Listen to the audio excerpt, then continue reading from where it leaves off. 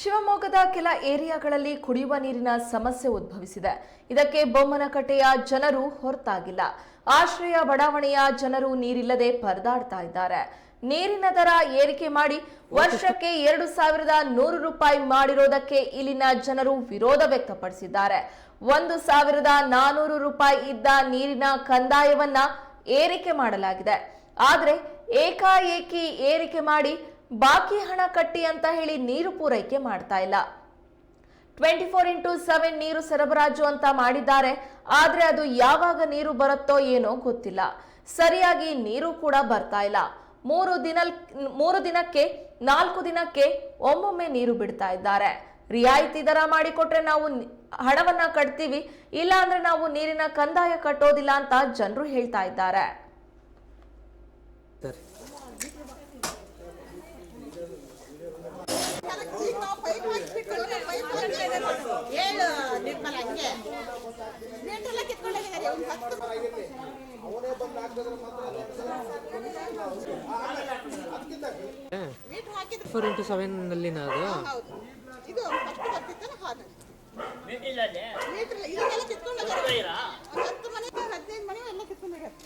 ಯಾವಾಗ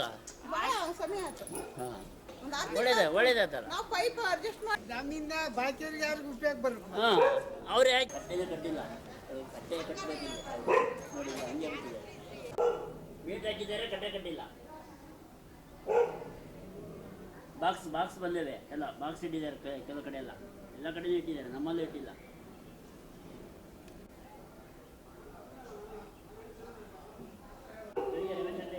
ನೋಡಿ ಕಳಪೆ ಕೆಲಸ ಬಾಕ್ಸ್ ಇಟ್ಟಿಲ್ಲ.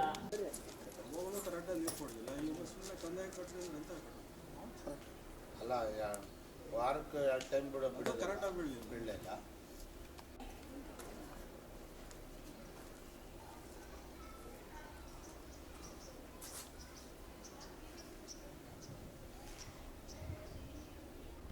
ಏನಿಲ್ಲ, ನೇನಿನ ಸಮಸ್ಯೆ ಅಂದರೆ ಈಗ ನೀರು ಕೊಡ್ತಾರೆ 24x7 ಅಂತ. ಈ ಕೆಲವು ಕಡೆ ಆಗಿದೆ, ಕೆಲವು ಕಡೆ ಆಗಿಲ್ಲ. ಈ ಲೈನ್ ಹಾಕ್ತಾಯಿದ್ದಾರೆ, ಕೆಲವು ಕಡೆ ಬರುತ್ತೆ, ಕೆಲವು ಕಡೆ ಬರೋಲ್ಲ. ಈಗ ಈ ಭಾಗದಲ್ಲಿ ಪರವಾಗಿಲ್ಲ, ಸ್ವಲ್ಪ ಪರವಾಗಿಲ್ಲ ಅಂತ ಇದ್ದಾರೆ. ಈಗ ಆ ಕಡೆ ಭಾಗದ ಮೇಲ್ಗಡೆ ಅಪ್ಪಿದಲ್ಲಿ ನೀರೇ ಬರ್ತಾಯಿಲ್ಲ. ಅದು ಮುಂದಾರು ಸರಿಪಡಿಸ್ಬೋದು ಅನ್ನೋ ಒಂದು ಭರವಸೆ ಇದೆ.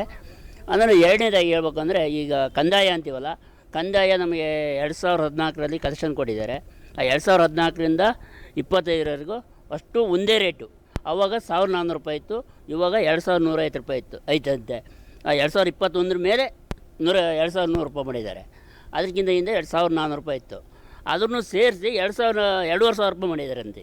ಅಲ್ಲಿ ಒಂದು 20ರಿಂದ 25,000 ರೂಪಾಯಿ ಒಂದು ಮನೆ ಫಿಕ್ಸ್ ಮಾಡಿದ್ದಾರೆ.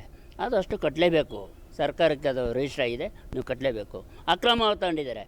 ಅಕ್ರಮ ತಗೊಂಡವರಿಗೆ ಒಂದು 2,500 3,000 ಕಟ್ಟಿ ಅವರಿಗೆ ಸಕ್ರಮ ಮಾಡಿಕೊಡ್ಬೇಕು ಅಂತೇಳಿ ನಾವು ಆದೇಶ ಮಾಡಿದ್ದಾರೆ ನಮ್ಮ ಯಾರು ರಮೇಶ್ ಹೆಗ್ಡೆಯರು. ಆಯಿತು, ಅದಕ್ಕೆ ನಾವು ಮೇಲ್ ಕಳಿಸ್ತೀವಿ ಅಂತ ಹೇಳಿದ್ದಾರೆ ಅಧಿಕಾರಿಗಳು. ಮುಂದಿನ ದಿನಗಳಲ್ಲಿ ಏನಾಗುತ್ತೆ ಅಂತ ನೋಡಬೇಕು. ರಾಮಣ್ಣ ಅಂತೇಳಿ ನಾವಿಲ್ಲಿ ಸ್ಥಳೀಯ ನಿವಾಸಿಗಳು.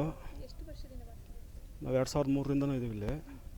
2003ರಿಂದ ಅಂದರೆ 2000 ಅಲ್ಲಿಂದ ಅವಾಗಿಂದ ನಮ್ಮ ಹಳೆ ಸ್ನೇಹಿತರು ಹೇಳ್ದಂಗೆ ಈ ಬೋರ್ವೆಲ್ ನೀರು ಮತ್ತು ಟ್ಯಾಂಕ್ ನೀರಿಂದ ತುಂಬ್ಕೊಂಬರ್ತಾಯಿದ್ದು. 2012-13ರಲ್ಲಿ ನಮಗೆ ಹೋರಾಟದಲ್ಲಿ ಒಂದು ಮುನ್ಸಿಪಲ್ಲಿಂದ ನೀರು ಕೊಟ್ಟರು. ಅದು ಸರಿಯಾದ ರೀತಿಯಲ್ಲಿ ಕೊಡ್ತಾಯಿದ್ದಿಲ್ಲ. 2013-14ರಲ್ಲಿ ಅದು ಸರಿಯಾದ ರೀತಿಯಲ್ಲಿ ಕೊಡ್ತಿದ್ದಿಲ್ಲ. ಬಿಟ್ಟರೆ ಏನು ವಾರದಲ್ಲಿ 2 ದಿನ 3 ದಿನ ಬಿಡೋರು. ಅದು ಸರಿಯಾಗಿ ನೀರು ಕೆಲವು ಎತ್ತರ ಇದ್ದ ಜಾಗದಲ್ಲಿ ನೀರು ಬರ್ತಾಯಿದ್ದಿಲ್ಲ, ಕೆಲವು ಡೌನ್ ಇದ್ದ ಕಡೆ ನೀರು ಬರ್ತಾಯಿತ್ತು. ಹಾಗಾಗಿ ಇವರು ಏಕಾಏಕಿ 2100 ರೂಪಾಯಿನ 2013-14ರಿಂದನೂ 2100 ರೂಪಾಯಿ ಇವರು ಕಂದಾಯ ಫಿಕ್ಸ್ ಮಾಡಿರೋದು ಇದು ಅನ್ಯಾಯ. ಆದ್ದರಿಂದ ಇಲ್ಲಿ ಎಲ್ಲ ಕೂಲಿ ಕಾರ್ಮಿಕರು ಇರೋದು.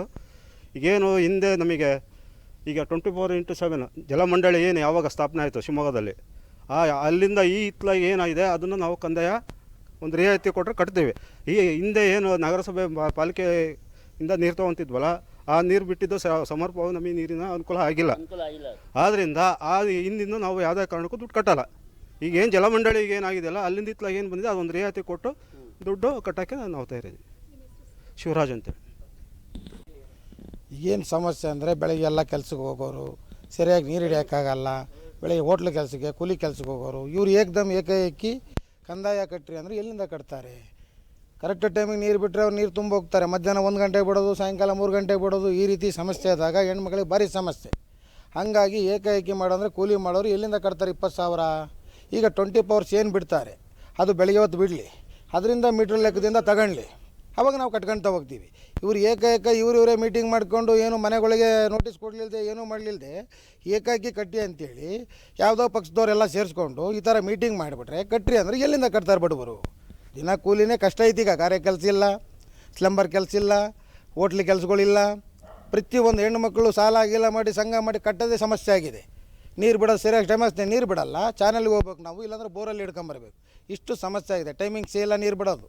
ನೋಡಿದ್ರೆ ಕಂದಾಯ ಫಿಕ್ಸ್ ಮಾತ್ರ ಮಾಡಿದ್ದಾರೆ, ಕಂದಾಯ ಕಟ್ಟ್ರಿ ಅಂತ ಕುಂತಾರೆ ಹಳೆನೆಲ್ಲಿಗೆ. ಹೆಂಗೆ ಕಟ್ಟಬೇಕು ನಾವು? ಯಾವ ಥರ ಸಮಸ್ಯೆ ಇದು? ಟೈಮಿಂಗ್ಸು 1 ಗಂಟೆ ಇಲ್ಲ 2 ಗಂಟೆ. ಈ 24 hours ಮಾಡಿದಾಗಿಂದ ಅದರಲ್ಲಿ ಕಸ ಬರ್ತಾಯಿದೆ, ಜನ ಕುಡಿದು ಕಾಯಿಲೆ ಬಿದ್ದಿದ್ದಾರೆ.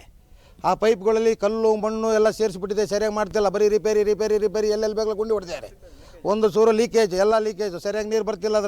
ಅದರಲ್ಲಿ ಕಸ, ಹುಳಗಳು, ಅನ್ನದ್ದಗಳು ಪ್ರತಿಯೊಂದು ಬರ್ತದೆ, ಸರಿಯಾಗಿ ನೀರೇ ಬರಲ್ಲ. ಅವ್ರು ರಿಪೇರಿ ಮಾಡ್ತೀವಿ ಅಂತಾರೆ, ಮಾಡ್ತಾಯಿಲ್ಲ. 4 ದಿವಸಕ್ಕೆ 3 ದಿವಸಕ್ಕೆ ನೀರು ಬಿಡ್ತಾರೆ. ಎಲ್ಲ 14-15 ವರ್ಷ ಆಯಿತು ನೀರಿನ ಕಲೆಕ್ಷನ್ ಕೊಟ್ಟು. ಇದುವರೆಗೂ ನಮಗೆ ಕಂದಾಯ ನಿರ್ಧರಣೆ ಮಾಡಿರಲಿಲ್ಲ. ಈಗ 24/7 ಅಂತ ಮಾಡಿದಾರಲ್ಲ, ಅದು ಬಂದ ಮೇಲೆ ಒಂದೇ ಸಲ ಇವಾಗ ಅಷ್ಟು ವರ್ಷದ್ದು ಕಟ್ರಿ ಅಂತ ಹೇಳ್ತಾ ಇದ್ದಾರೆ. ಬಿಲ್ ಎಷ್ಟಂತ ಹೇಳ್ತಾ ಇಲ್ಲ. ಒಂದು 25,000 ರೂಪಾಯಿ ಏನೋ ಇಂಟ್ರೆಸ್ಟು, ಬಡ್ಡಿ ಏನೇನೋ ಹೇಳ್ತಿದ್ದು, ದಂಡ ಶುಲ್ಕ ಎಲ್ಲ ಹೇಳ್ತಿದ್ದಾರೆ. ಈಗ ನಮಗೆ ಹೊರೆ ಆಗುತ್ತೆ. ಇದು ಆಶ್ರಯ ಬಡಾವಣೆ, ನಮಗೆ ಮನೆ ಮಠ ಇಲ್ದ ಅಂಥವ್ರಿಗೆ ಆಶ್ರಯ ಬಡಾವಣೆ ಅಂತ ಬಂಗಾರಪ್ಪರ ಕಾಲದಲ್ಲಿ ಮಾಡಿರೋದು. ಈಗ ಇದ್ದಕ್ಕಿದ್ದಂಗೆ ಈಗ ನಮಗೆ ಕಟ್ರಿ ಅಂದರೆ ಎಲ್ಲ ಕೂಲಿ ನಾಲಿ ಮಾಡೋಕ್ಕೆ ಹೋಗೋಂಥ ಜನಗಳಿಲ್ಲಿರೋದು. ಈಗ ಅವ್ರು ಕೂಲಿ ಮಾಡ್ಕೊಂಡು ಬಂದು ಜೀವನ ಮಾಡೋದೇ ಕಷ್ಟ ಆಗಿದೆ ಈ ದುಬಾರೀಕರಣದಲ್ಲಿ. ಈಗ ಒಂದೇ ಸಲ ಇಷ್ಟು ಕಟ್ರಿ ಅಂತ ಅನೌನ್ಸ್ಮೆಂಟ್ ಮಾಡಿದ್ರು, ಅವಾಗ ಸ್ವಲ್ಪ ಎಲ್ಲರಿಗೂ ದಿಗಿಲಾಯಿತು. ಅದಕ್ಕೆ ಹೆಣ್ಮಕ್ಳು ಎಲ್ಲರೂ ನಾವು ಸೇರಿಕೊಂಡು ಹೋಗಿ ಸ್ವಲ್ಪ ಕೇಳೋಣ ಮಾಡೋಣ ಅಂಥೇಳಿ ಇವತ್ತು ಹೋಗಿದ್ವಿ. ಅದಕ್ಕೆ ಹೇಳಿದ್ದು ತೊಗೊಂಡಿದ್ದಾರೆ, ಮೇಲಧಿಕಾರಿಗಳು ಕೊಡ್ತೀವಿ, ಮೇಲೆ ಉಸ್ತುವಾರಿ ಸಚಿವರಿಗೆ ಕೊಡ್ತೀವಿ ಹಂಗೆಲ್ಲ ಹೇಳ್ತಾ ಇದ್ದಾರೆ. ಅದನ್ನು ಕರೆಕ್ಟಾಗಿ ಮಾಡಿ ಒಂದು ಕಡಿಮೆ ರಿಯಾಯಿತಿ ದರದಲ್ಲಿ ನಮಗೊಂದು ಈ ಭಾಗದಲ್ಲಿ ನೀರು ಬರ್ತಾ ಇದೆಯಾ?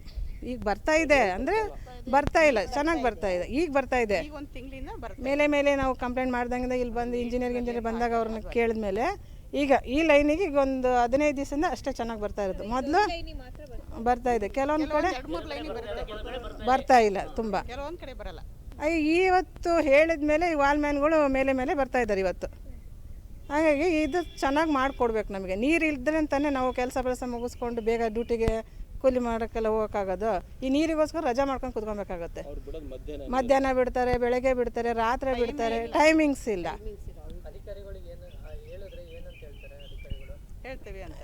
ಹೇಳ್ತೀವಿ ಅಂತಾರೆ.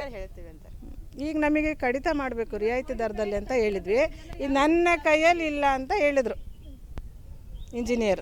ನಾವು ಮೇಲಧಿಕಾರಿಗಳು ತಿಳಿಸ್ತೀವಿ, ಅಲ್ಲಿ ಏನು ಬರುತ್ತೋ ಅದನ್ನು ಹೇಳ್ತೀವಿ ಅಂಥೇಳಿ ಈಗ 30ನೇ ತಾರೀಕು ತನಕ ನಾವು ಟೈಮ್ ತೊಗೊಂಡಿದ್ದೀವಿ. ಇಲ್ಲ ಅಂದರೆ ನಾವು ಹೆಣ್ಮಕ್ಳೆಲ್ಲರೂ ಖಾಲಿ ಕೊಡಪಾನ ಹಿಡ್ಕೊಂಡು ಹೋಗಲು ಧರಣಿ ಕೂರ್ತೀವಿ ಅಂತಲೇ ಬೆಳಗ್ಗೆ ಹೇಳಿ ಬಂದಿದ್ದೀವಿ. ಈಗ 30ನೇ ತಾರೀಕು ತನಕ ನೋಡ್ತೀವಿ ಈ ತಿಂಗಳು. ಮೋಹಿನಿ ಮೋಹನ್ ಅಂತ. ಬರ್ತಾ ಇದೆ ನೀರು. ಈಗ ಒಂದು 15-20 ದಿವಸ ನೀರು ಬರ್ತಾಯಿದೆ. ಒಟ್ಟು ಒಂದು 3-4 ಲೈನಲ್ಲಿ ಬರ್ತಾಯಿದೆ ನೀರು. ಕೆಲವೊಂದು ಲೈನಾಗ ಬರ್ತಾನೆ ಇಲ್ಲ. ಎಲ್ಲ ಬಂದ್ರೂ ರೋಡೆಲ್ಲ ಹೋಗ್ತಿರ್ತದೆ ನೀರು. ಅದು ಸರಿಯಾಗಿ ಹಾಕಿಲ್ಲ. ಮೀಟ್ರ್ನಲ್ಲಿಗೆ ನೀರು ಬಿಡ್ತಾ ಇದ್ದಾರೆ. ಫಸ್ಟ್ ನಮಗೆ ಬಿಡ್ತಿದ್ರು, ಆ ನೀರು ಬಿಡ್ತಿಲ್ಲ. ಅದು ಬಿಟ್ಟರು 4 ದಿವಸಕ್ಕೆ 5 ದಿವಸಕ್ಕೆ ಬಿಡ್ತಿದ್ರು. ಅದರಲ್ಲಿ ಬರ್ತಾ ಇದೆ. ಕೆಲವೊಂದು ನೀರಲ್ಲಿ ನಲ್ಲಲ್ಲಿ ಬರುತ್ತೆ, ಹೋಗ್ತಾ ಇದೆ, ಸಣ್ಣಕ್ಕೆ ಬರ್ತಾ ಇದೆ ಆ ನೀರು. ನಮಗೆ ಬೇಕಾಗಿದೆ. ಅವರು ಇವಾಗ ಕಂದಾಯ ಕಟ್ಟಿ ಅಂತಾರೆ. ನಾವೆಲ್ಲ ಹಾಕ್ಸಿ 10-12 ವರ್ಷ ಆಯಿತು. ಇಷ್ಟು ವರ್ಷದಿಂದ ಎಲ್ಲ ನೀರು ಬರ್ತಾ ಇತ್ತಾ ನಿಮ್ಮ ಕಂದಾಯ? ಅದು ಒಂದು 4 ದಿವಸಕ್ಕೆ 5 ದಿವಸಕ್ಕೆ ಬಿಡ್ತಿದ್ರು. ಅವ್ರಿಗೆ ತುಂಬ ಸರಿ ಫೋನ್ ಮಾಡಿ ಬಿಡ್ಸ್ಕೊತಿದ್ವಿ ನೀರು. ಅದು ಟೈಮ್ ಸರಿ ಬಿಡ್ತಾನೆ ಇರಲಿಲ್ಲ. 2-3 ದಿವಸಕ್ಕೆ ನೀರು ಬಿಟ್ರು ಸರಿ ನೀರು ಬಿಡ್ತಿರ್ಲಿಲ್ಲ. ಕಂದಾಯ ಅದೊಂದು 20-25 ಸಾವಿರ ಬರುತ್ತೆ ಅಂತ ಹೇಳ್ತಾರೆ. ನಾವು ಇನ್ನೂ ಹೋಗಲಿಲ್ಲ ನಾನು ಕಟ್ಟೋಕ್ಕೆ. ನಾವು ಇವಾಗ ನಾವು ಯಾವಾಗ ನೀರಿನಲ್ಲಿ ಹಾಕ್ಸ್ಕೊಂಡಿದ್ದಾವೋ ಆವಾಗಿಂದ ಕಟ್ಟಿ ಅಂತ ಹೇಳ್ತಿದ್ದಾರೆ. ನನ್ನ ಹೆಸರು ನಿರ್ಮಲಾ ಅಂತ. ನಲ್ಲಿ ಹಾಕಿ ನಮಗೆ ನೀರು ಬರ್ತಾ ಇರಲಿಲ್ಲ.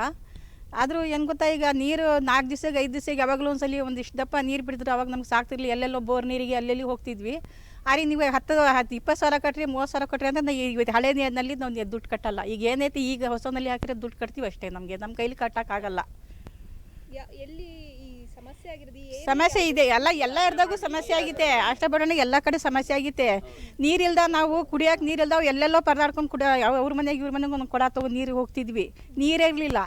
ನೀರು ಬಿಡ ಅಂದ್ರೂ ಬಿಟ್ಟರೆ ಯಾವಾಗಲೂ ಒಂದು 10 ನಿಮಿಷ ನೀರು ಬಿಡೋದು, ಅದು ಸಿಗ್ತಿರಲಿಲ್ಲ. ಈ ಮೇಲ್ಗಡೆ ನಲ್ಲಿ ರೆಡಿಗೆ ನೀರೇ ಸಿಗ್ತಿರಲಿಲ್ಲ. ಈ ಟ್ಯಾಂಕಿನಲ್ಲಿಗೆ ಒಂದು ಸ್ವಲ್ಪ ನೀರು ಸಿಗೋದು, ಅದ್ರ ಒಂದು ಭಾಳ ಪರದಾಡಿದ್ವಿ. ಆ ನೀರಿಗೆ ನಮಗೆ 10 ಸಾವಿರ 20 ಸಾವಿರ 25 ಸಾವಿರ ಕಟ್ಟರೆ ನಾವು ಕಟ್ಟಲ್ಲ. ನಮಗೆ ಕೈಲಿ ಆಗಲ್ಲ ಕಟ್ಟೋಕ್ಕೆ.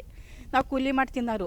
ಈಗ ಏನೈತೆ, ಈಗ ನಲ್ಲಿ ಹಾಕಿರೋದು ಹೊಸ ನಲ್ಲಿಂದ ಅದೇನೈತೆ ವರ್ಷಕ್ಕೊಂದ್ಸಲಿ ಬಿಲ್ ಎಷ್ಟು ಬರುತ್ತೆ ಮನೆಗೆ ತೊಗೊಂಡ್ಬಿಟ್ಟು ನಾವು ಕಟ್ತೀವಿ ಅಷ್ಟೇ. ನಮ್ಮ ಕೈಲಿ ಕಟ್ಟೋಕ್ಕಾಗಲ್ಲ. ಇಲ್ಲ, ನೀರೇ ಬಂದಿಲ್ಲ, ನಾವು ಕಟ್ಟಿ ಅಂತ ನಮಗೆ ಭಾಳ ಕಷ್ಟ ಆಗಿತ್ತು. ನೀರು ಕಡೆ ನಾವು ಇದು ಕಟ್ಟಲ್ಲ. ಆದ್ರೆ ಈಗ ಏನೈತೆ ಇದರಿಂದ ಹೊಸ ನಲ್ಲಿ ನಾವು ಕಟ್ತೀವಿ ಅಷ್ಟೇ. ಇದೇ ಮಾತು ಹೇಳೋದು ನಾವು. ಫಾತಿಮಾ. ಆಶ್ರಯ ಬಡಾವಣೆಯಾಗಿ 1999ರಿಂದ ಸ್ಟಾರ್ಟ್ ಆಗಿತ್ತು. 2000ದಲ್ಲಿ ನಾವು ಬಂದ್ವಿ. ಆವಾಗ ಇಲ್ಲಿ ಏನು ನೀರಿನ ವ್ಯವಸ್ಥೆ ಇರಲಿಲ್ಲ. ಫಸ್ಟು ಬೋರಲ್ಲಿತ್ತು. ಬೋರಲ್ಲೆಲ್ಲ ನಾವೆಲ್ಲ ಹೊಡ್ಕೊಬಂದು ಇದು ಮಾಡ್ತಿದ್ವಿ. ಆಮೇಲೆ ಮಹಾನಗರ ಪಾಲಿಕೆಯವರು ಮಿನಿ ಟ್ಯಾಂಕ್ಗಳು ಅಂತ ಮಾಡ್ಕೊಂಡು ಅದರಲ್ಲಿ ನೀರು ಕುಡಿತಿದ್ವಿ ಇದುವರೆಗೂ.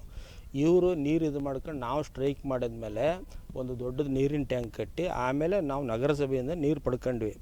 ಆದರೆ ಇವರು ಜನವರಿ 1 ನಂತರ ಇವರು 24x7 ಅಂತ ಮಾಡ್ಕೊಂಡು ನಾವು ವಾಸವಾಗಿದ್ದಾಗಲಿಂದನೂ ನೀವು ತೆರಿಗೆ ಕಟ್ಟಿ ಅಂತ ಕೇಳ್ತಾರಲ್ಲ, ಇದು ನ್ಯಾಯ ಅಲ್ಲ. ನಾವು ಯಾವುದೇ ಕಾರಣಕ್ಕೂ ಕಟ್ಟಲ್ಲ.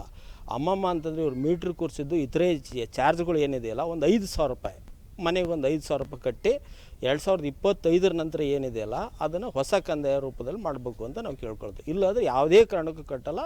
ನಾವು ಮುತ್ತಿಗೆ ಮಾಡೋದಂತ ನಿಜ. ಎಲ್ಲರ ಮನೆಗೂ ಕೊಡ್ತಾಯಿದ್ದಾರೆ. ಅವ್ರು ಬರಲಿ, ವಾಸವಾಗಿರಲಿ, ಬಾಡಿಗೆ ಕೊಟ್ಟಿರಲಿ, ಏನಾರ ಮಾಡಿಕೊಂಡಿರಲಿ. ಇಲ್ಲ, ನೋಟಿಸ್ ಕೊಡಲ್ಲ. ಅವರು ಅನೌನ್ಸ್ ಮಾಡ್ತಾಯಿದ್ದಾರೆ, ಶೆಡ್ ಹಾಕ್ತಾಯಿದ್ದಾರೆ. ಶೆಡ್ ಹಾಕ್ಕೊಂಡು ಎಲ್ಲ ಬಂದು ಇಲ್ಲಿ ಕಟ್ರಿ ಅಂತ ಒತ್ತಾಯ ಮಾಡ್ತಿದ್ದಾರೆ. ಈ ಥರ ಈಗ ಅವಾಗ ಫಸ್ಟ್ ಹೇಳ್ಬೇಕಂತಂದರೆ 1000 ಚಿಲ್ಡ್ರನ್ನೇ ಎಷ್ಟೈತಿ, ಈಗ 2,300 ರೂಪಾಯಿ ಅಂತ ಫಿಕ್ಸ್ ಮಾಡಿದ್ದಾರೆ. ಈಗ 2,300 ರೂಪಾಯಿ ಇವ್ರೇನು ಹೇಳ್ತಿದ್ದಾರೆ, ಅವಾಗಲಿಂದ ನಾವು ಬಡ್ಡಿ ಸಮೇತ ಕಟ್ರಿ ಅಂತ ಕೇಳ್ತಾರೆ. ಇದನ್ನು ಯಾರೂ ಕಟ್ಟೋಕ್ಕಾಗಲ್ಲ. ಇದು ಆ್ಯಕ್ಚುಲಿ ಹೇಳ್ಬೇಕಾದ್ರೆ ನಮಗೇನಂತಂದರೆ 1 ಟೈಮ್ ಸೆಟ್ಲ್ಮೆಂಟ್ ಅಂತ ಇರ್ತಲ್ಲ, ಒಂದು 5,000 ರೂಪಾಯಿ ಹಳೆ ಬಾಕಿ ಕಟ್ಟಿ ಹೊಸದೇನಿದ್ರು 2025ಕ್ಕೆ ಒಂದು ನಿರ್ಧರಣೆ ಮಾಡಬೇಕು.